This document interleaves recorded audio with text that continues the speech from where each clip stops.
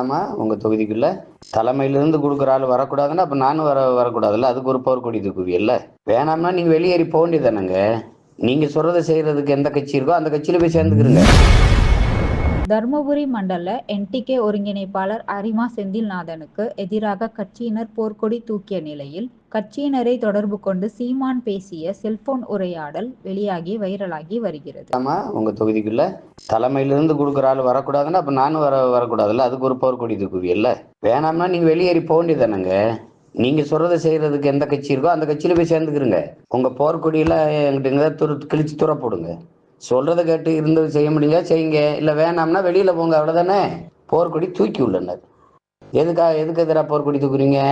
இந்த போர்க்கொடியெல்லாம் வேலை செய்யும்போது ஒழுங்கா ஈடுபாட்டோட வேலை செஞ்சா இன்னும் ஒரு படி நம்ம மேலே ஏறி இருக்கலாம், வளர்ந்துருக்கலாம். அந்த ஒற்றுமையை அங்கே காட்டணும். அரிமானந்தன் வேலை செய்யக்கூடாது, வரக்கூடாதுன்னா வெளியேறி போங்க.